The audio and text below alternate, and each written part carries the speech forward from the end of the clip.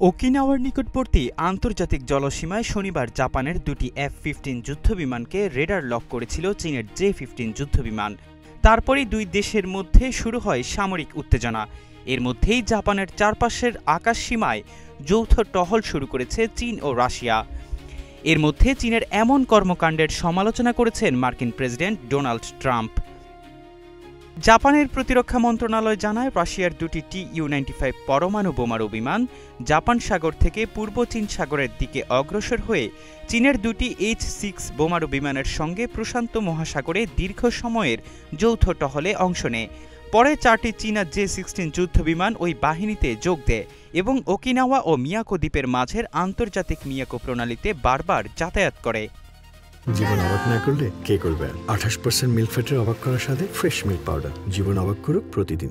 একই সময়ে জাপান সাগরে রাশিয়ার আরও সামরিক বিমানের উপস্থিতি শনাক্ত করা হয়, যার মধ্যে একটি ছিল A-15 সতর্কীকরণ বিমান ও দুটি Su-13 যুদ্ধবিমান।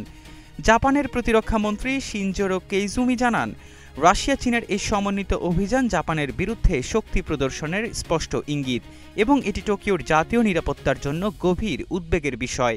তিনি বলেন, জাপানি যুদ্ধবিমান পরিস্থিতি অনুযায়ী সব প্রতিরক্ষা বিধি মেনে আকাশসীমায় সতর্কতার সঙ্গে দায়িত্ব পালন করছে।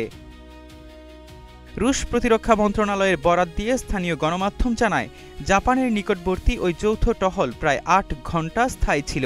অন্যদিকে দক্ষিণ কোরিয়ার সেনাবাহিনী জানায়, তাদের আকাশ প্রতিরক্ষা শনাক্তকরণ অঞ্চলেও ৭টি রুশ ও ২টি চীনা যুদ্ধবিমান শনাক্ত হয়েছে। চীন ও রাশিয়ার এই বাড়তি সামরিক তৎপরতা এমন সময় দেখা দিচ্ছে যখন গত মাসে জাপানের প্রধানমন্ত্রী সানায়ে তাকাইচি সতর্ক করেছিলেন যে তাইওয়ান নিয়ে চীনের যে কোনো পদক্ষেপ যদি জাপানের নিরাপত্তার জন্য হুমকিস্বরূপ হয়, টোকিও প্রতিক্রিয়া জানাতে প্রস্তুত।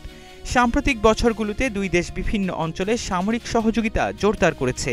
এহসান আব্দুল্লাহ, নাগরিক প্রতিদিন।